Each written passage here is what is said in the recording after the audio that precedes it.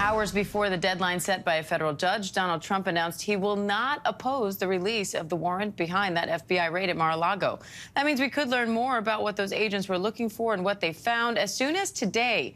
ABC News Chief Washington correspondent Jonathan Karl has the latest.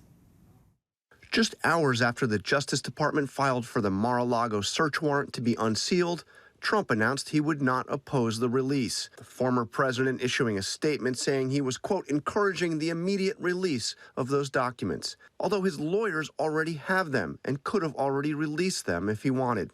This is the Washington Post is reporting that among the information sought by federal agents at Mar-a-Lago were classified documents related to nuclear weapons. Perhaps the most telling detail in the DOJ filing on unsealing the warrant was who signed it: the chief of the counterintelligence section of the DOJ National Security Division, a clear indication the investigation is related to classified information with national security implications. Sources tell ABC News that investigators were also looking for material labeled, quote, special access, which is only available to a limited number of individuals with the highest level of security clearance. Under intense pressure to explain the FBI's operation at Mar-a-Lago, Attorney General Garland Thursday took the rare step of publicly commenting on an ongoing investigation. I personally approved the decision to seek a search warrant in this matter.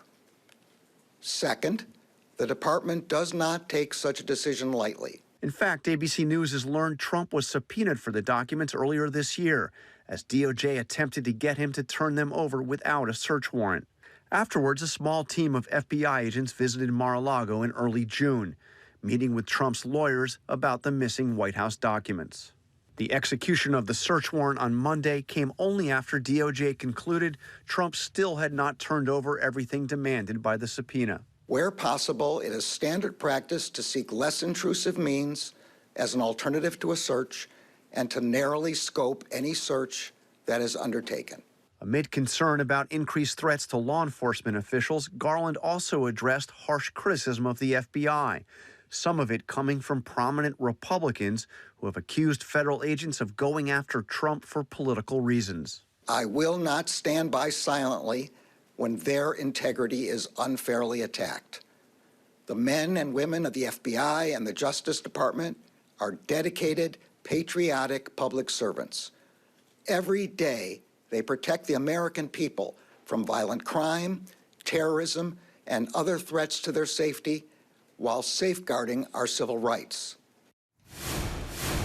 And ABC News Chief Washington correspondent Jonathan Karl joins me now for more on this. John, this is believed to be the first time the FBI has ever searched the residence of a current or former U.S. president. Now, Trump has denied having classified documents related to the nuclear program. So what happens next as we await the release of this warrant? Well, it's an odd denial. He just refers to the nuclear weapons hoax. It's not really clear exactly what he is denying, but the Washington Post has reported that this includes information related to the nuclear programs. And as you heard in my report, we have information, ABC News has learned, that some of the material sought at Mar-a-Lago was what's called SAP intelligence, special operations, special programs. That this is really the crown jewels of U.S. intelligence, the kind of intelligence that is the ultimate need-to-know intelligence that very few people in the federal government would have access to. In terms of what comes next, given the sensitive nature of that intelligence, when and if, and it looks like it's more when, we get access to the warrant and the list of items, the so-called invoice of items taken by federal agents from Mar-a-Lago, you can be sure that it's going to be a generalized and redacted list.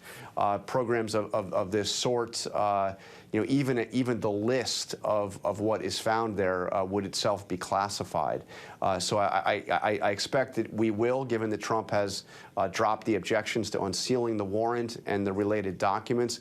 I assume we will get that quickly, but keep in mind that's only a slight indication of what we have. It'll show, you know, what crime may have been committed here, but it's not going to give a lot of detail as to what this highly classified information was. Now, John, Trump and other Republicans have sharply criticized this search as politically motivated. But you say in your piece that the chief of the counterintelligence section of the DOJ's National Security Division signed off on unsealing the warrant. So why is that so important? Well, this is highly significant. This is in the filing that was filed at court 2 minutes before Garland came out to make his announcement yesterday. It's the filing asking for these documents to be unsealed.